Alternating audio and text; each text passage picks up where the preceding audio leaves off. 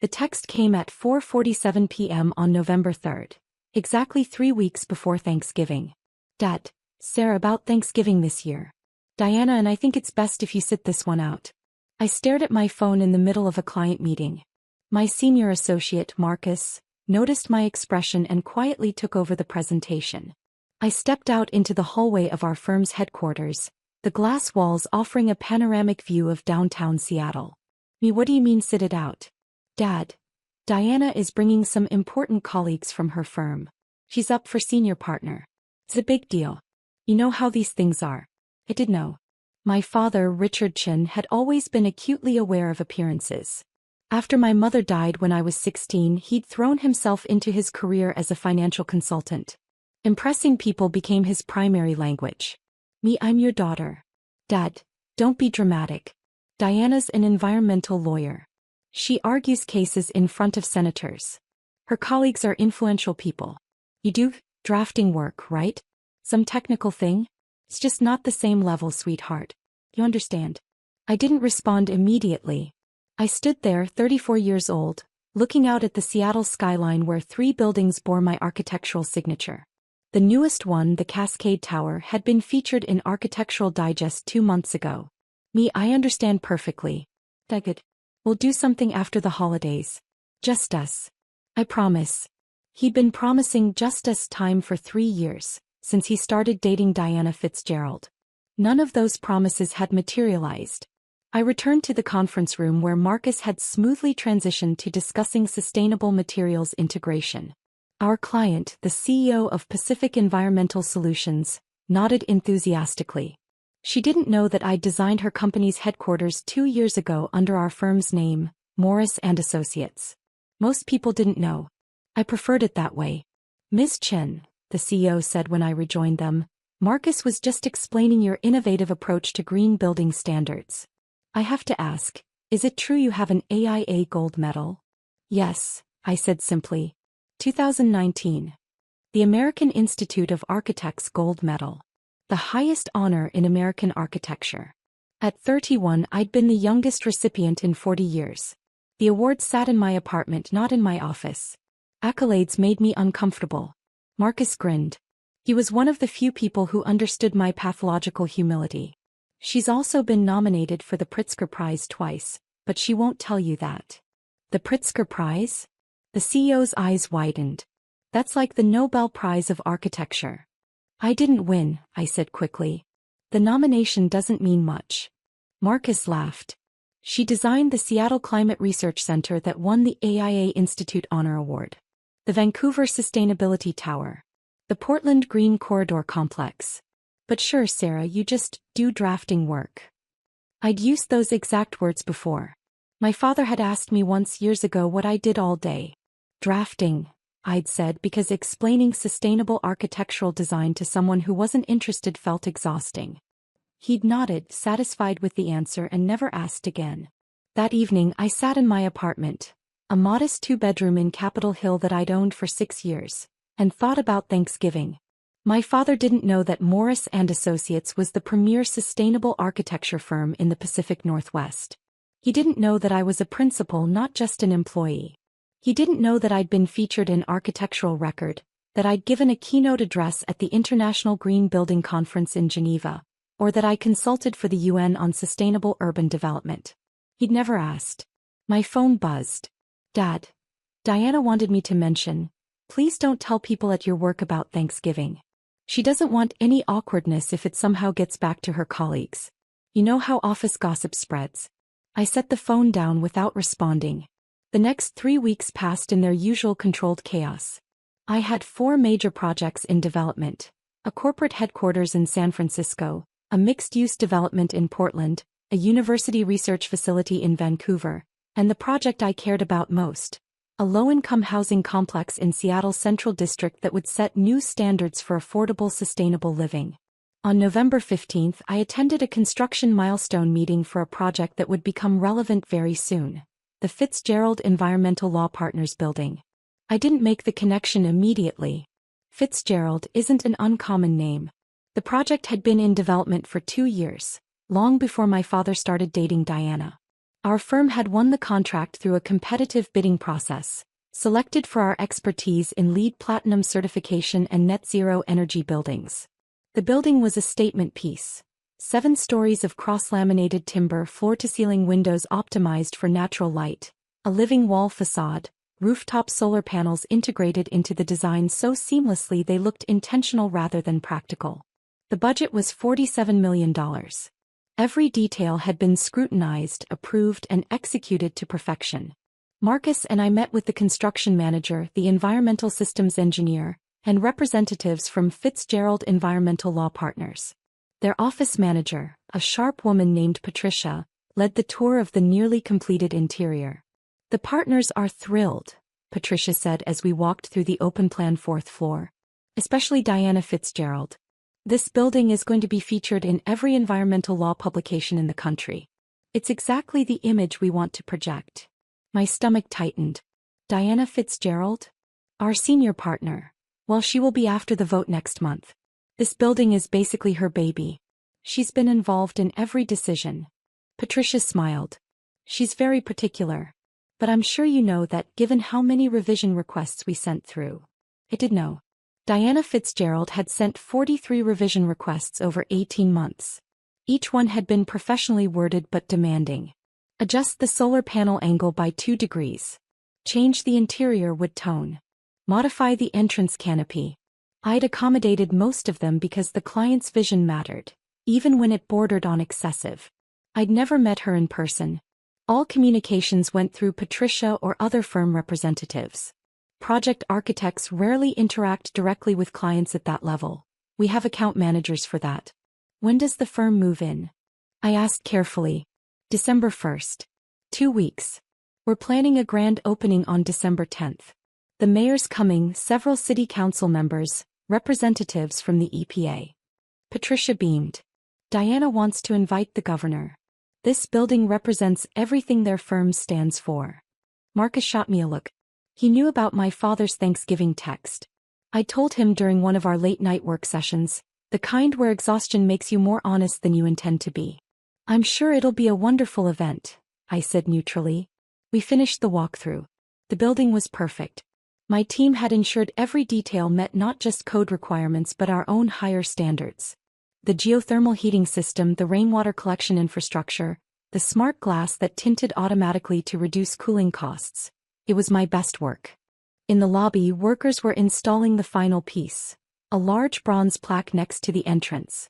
Fitzgerald Environmental Law Partners building designed by Morris and Associates Principal Architect.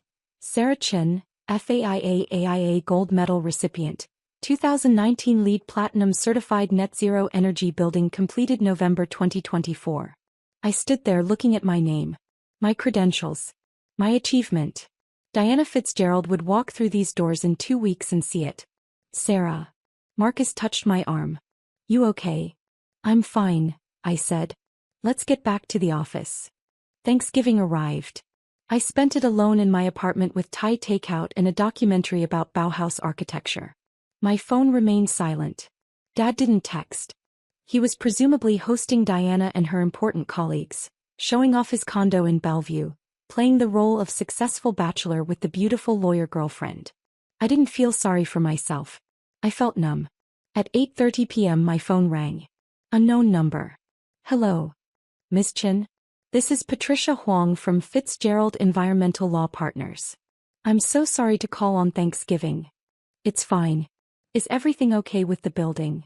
"Oh yes. Everything's perfect. I'm actually calling because we're finalizing the guest list for our grand opening on December 10th, and Diana specifically requested that you attend. She wants to personally thank the architect. We're having a formal ceremony, press coverage, the whole thing. You'd be seated with the VIP guests, of course." My mouth went dry. I appreciate the invitation, but I typically don't attend client events. It's not really my. Diana was very insistent. She said, and I quote, "I want to meet the genius who designed this building. She's been praising your work to everyone. Please say you'll come." Thought about my father. About Thanksgiving dinner happening right now, probably winding down, Diana charming her colleagues, Dad playing the proud supportive boyfriend. "I'll be there," I said. December 1st came faster than expected. The Fitzgerald firm officially moved into their new building. I monitored the transition remotely.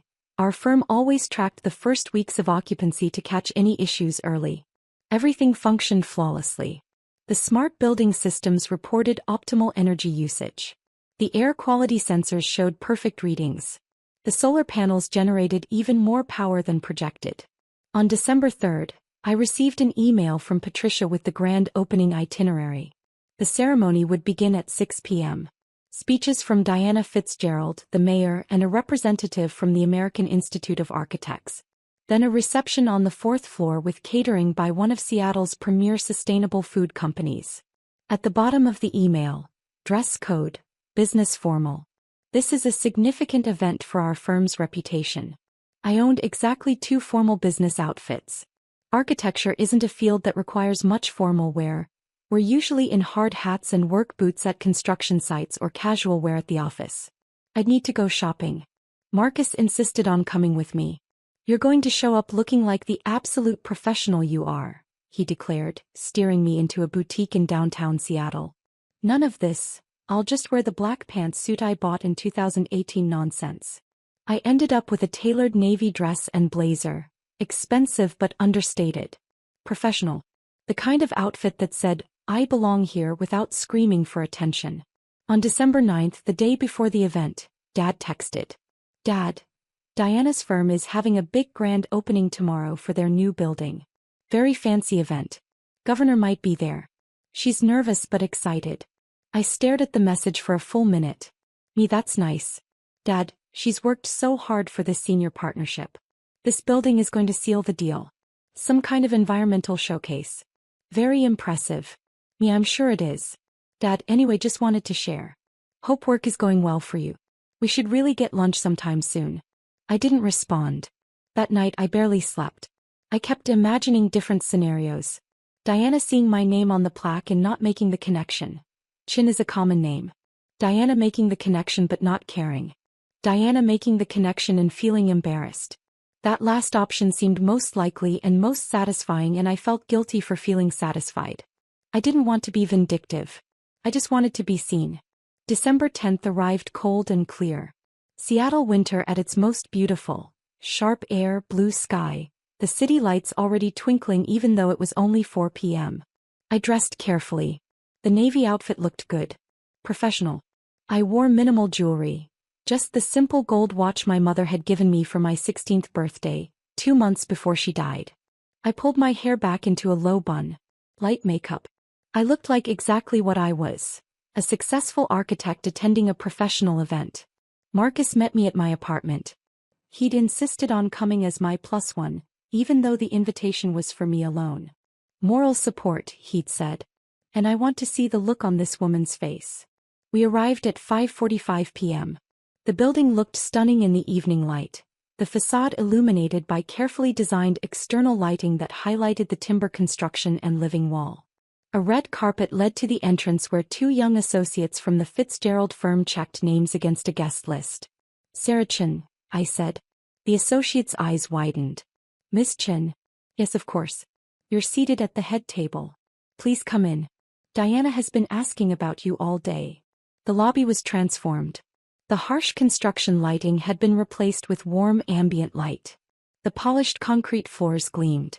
White-clothed cocktail tables dotted the space, already filling with guests in formal attire.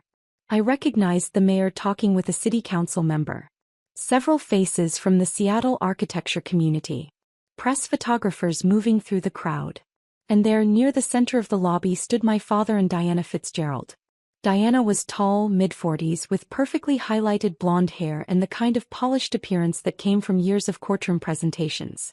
She wore a deep green dress that probably cost more than my entire outfit. She laughed at something the mayor said, touching his arm lightly, the perfect political gesture. My father stood beside her, beaming. He wore a suit I'd never seen before. Expensive, perfectly tailored. He looked proud. Happy. He hadn't seen me yet. Marcus touched my elbow. You want to get a drink first? Yeah. We moved to the bar set up along the side wall. I ordered a gin and tonic, though I had no intention of drinking much. I needed to stay sharp. Sarah Chin. I turned. A woman in her 50s approached, smiling warmly. I recognized her immediately. Judith Morrison, president of the AIA Seattle chapter. Judith. It's good to see you. I should have known you designed this building.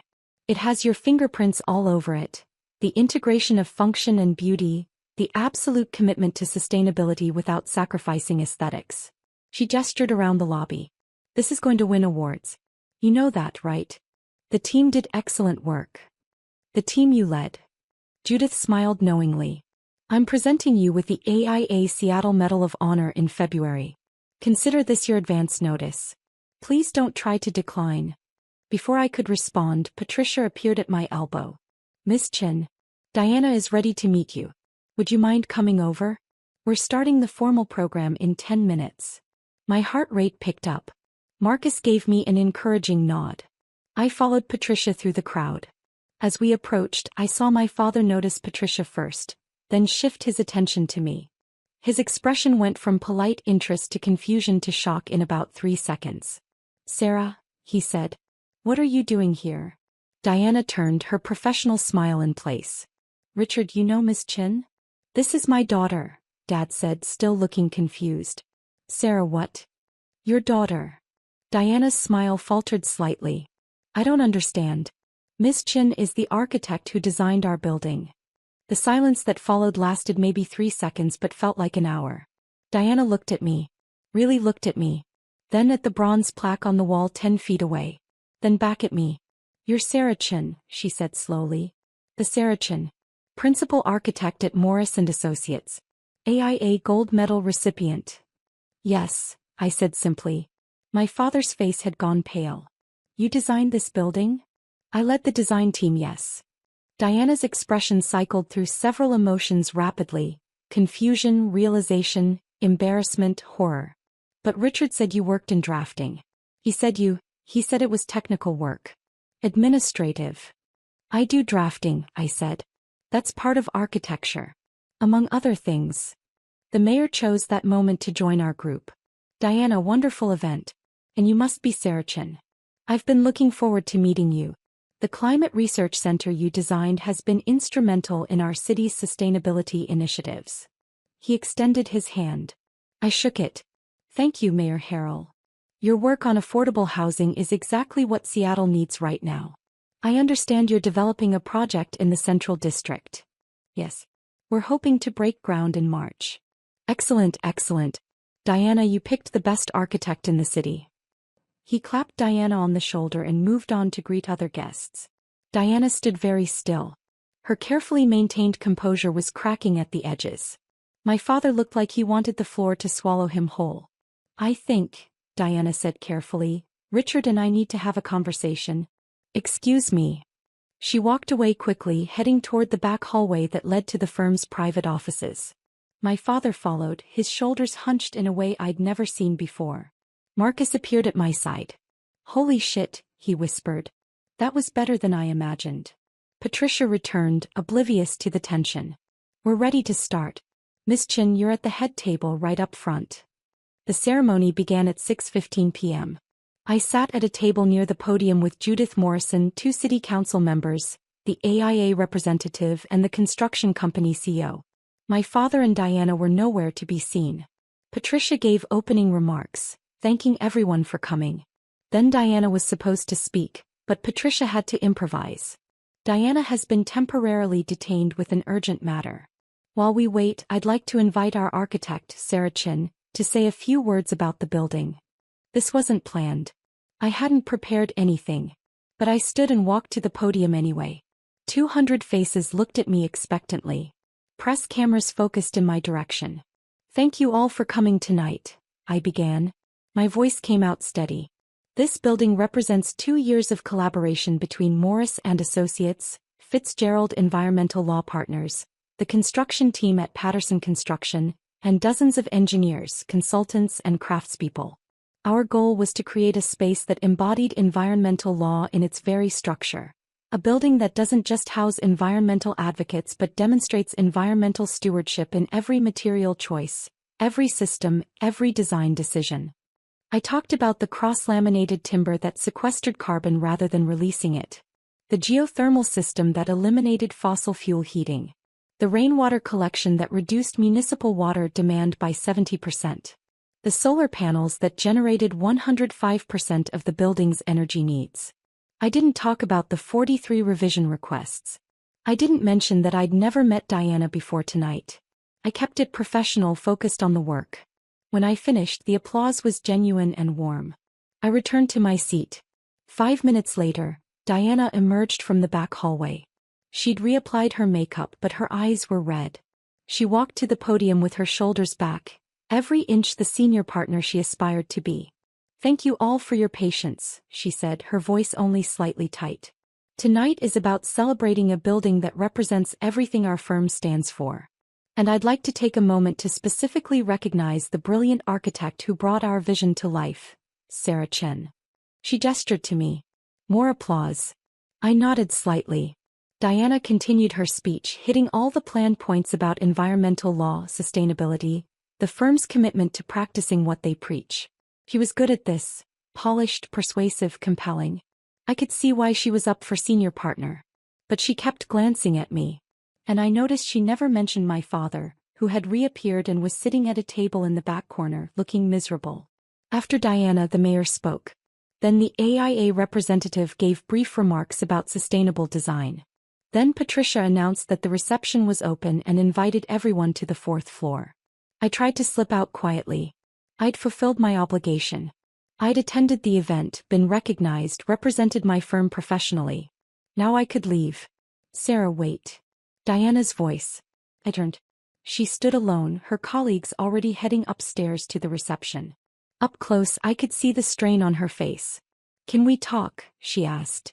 "Privately." I hesitated, then nodded. She led me to a small conference room off the main lobby. We sat across from each other at a table designed for 8. "I owe you an apology," Diana said. "Several apologies, actually. But first, why didn't you tell me? When I sent all those revision requests, when we communicated through Patricia, why didn't you ever mention that you were Richard's daughter?" "You never asked," I said. "And it wasn't relevant to the project. You were the client. I was the architect. Our personal connections don't matter when we're working." "But if I'd known, what would have changed?" I asked. "Would you have treated the project differently? Would you have sent fewer revision requests?" Diana flinched. "Probably not. But I would have. I would have at least acknowledged who you were. The way you acknowledged me at Thanksgiving?" Her face went red. "Richard told me tonight that he uninvited you from Thanksgiving. He said he told you I thought you weren't, that your work wasn't." She closed her eyes. "I didn't ask him to do that. He did it on his own, trying to impress me. Trying to make everything seem perfect. He told me you were too important to meet someone who did drafting work." "I'm so sorry." Diana's voice cracked slightly. "I had no idea. He talked about you sometimes, but he always said you worked in some technical field he didn't really understand. I assumed you were, I don't know, an IT person, a CAD operator. I never imagined that his daughter designed the building you're using to secure your partnership." Diana laughed, but it was bitter. "The irony isn't lost on me. I've been bragging about this building for months, showing pictures to everyone, telling them about the brilliant architect who designed it. And the entire time Richard was sitting next to me, nodding along, never once mentioning that the architect was his daughter." "He didn't know," I said. "I never told him what I actually do. He never asked." Diana looked at me for a long moment. "That's worse somehow. That he never asked." We sat in silence. From upstairs I could hear the reception in full swing. Music, laughter, the hum of successful networking. "I need to end it with Richard," Diana said finally. "I can't be with someone who treats their child like that. Who's so self-absorbed that they don't even know their own daughter is one of the most accomplished architects in the region. And who tried to hide you from me to make himself look better." She stood. "For what it's worth, this building is magnificent. You're extraordinarily talented. And I'm horrified that I participated, even unknowingly, in diminishing you." She left the conference room. I sat there alone for another minute, processing.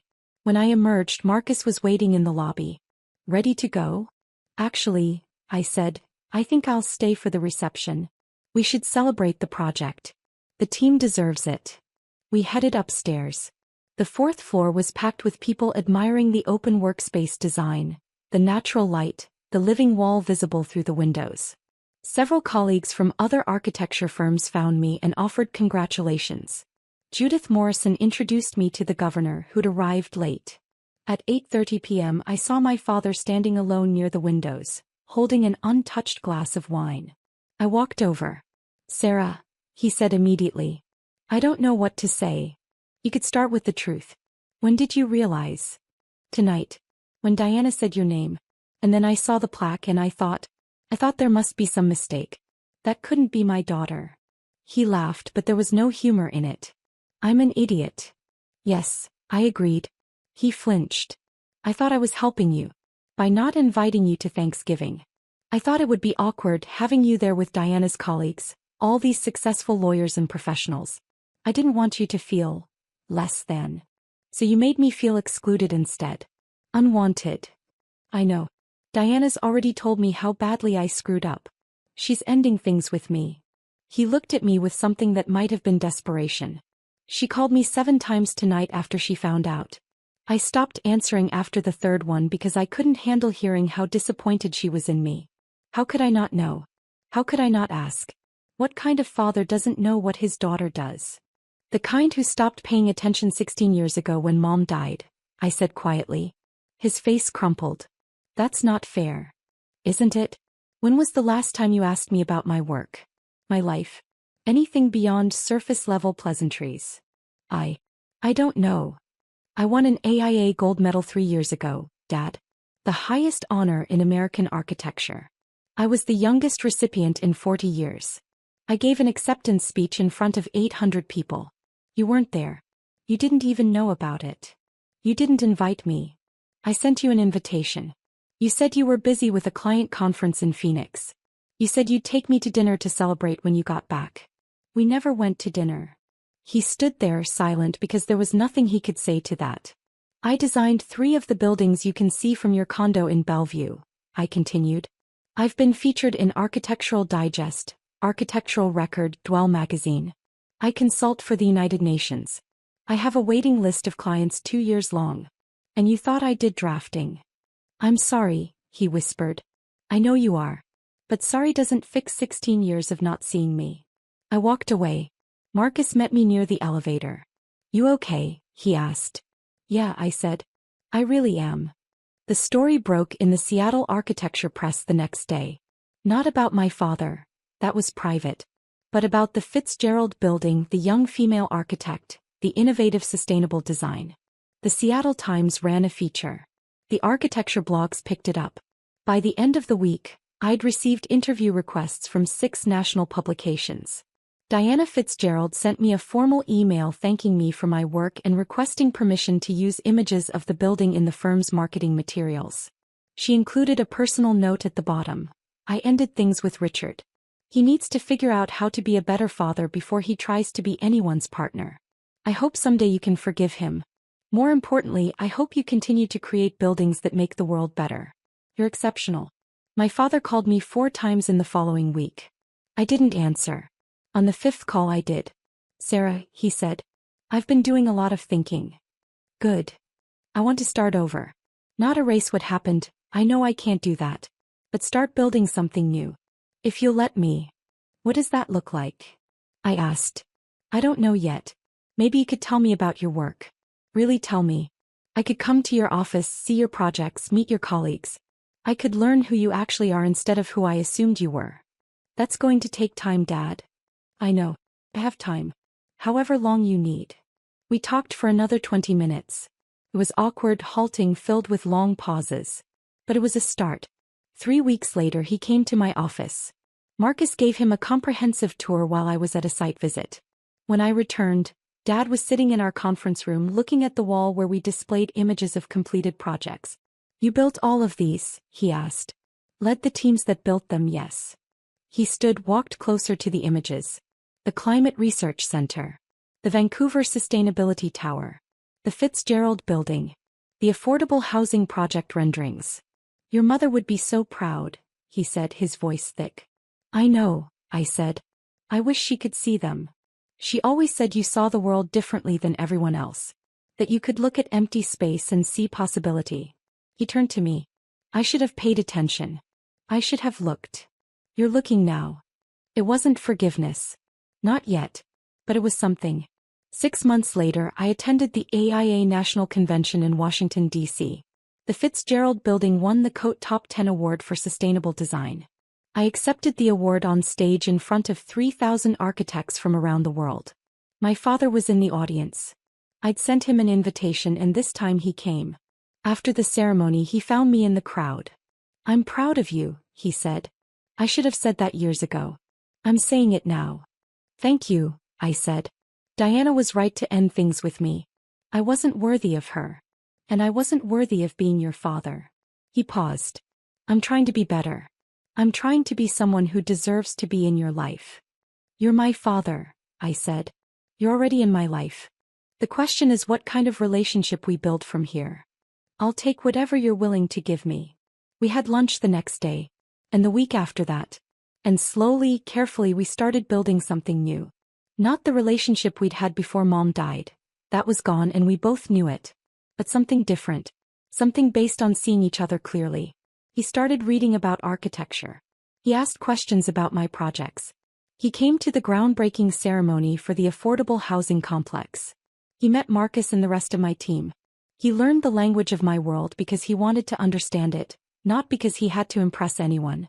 It was hard work. Some days I was still angry. Some days he said the wrong thing. But we kept showing up. A year after the Fitzgerald Building grand opening, Diana reached out. She'd made senior partner. She wanted to commission Morris and Associates for an expansion project, a second building to house the firm's growing environmental justice division.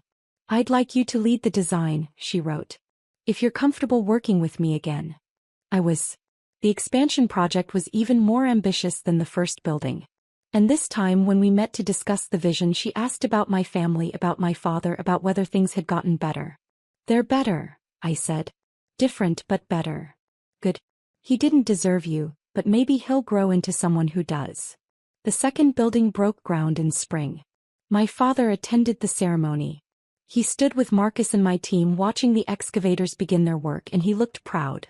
That Thanksgiving, the first Thanksgiving after the Fitzgerald Building opened, Dad called me in early October. I'm hosting Thanksgiving this year, he said. Just us. I'm cooking. And I'm probably going to ruin the turkey, but I'm trying. Will you come? What about Diana? I asked. She moved to Portland. Took a position with a firm there. We're friendly but we're not together. This is about us, Sarah. You and me. I thought about it for a long time. Okay, I said finally. I'll come. Thanksgiving came. He did ruin the turkey, it was dry as dust.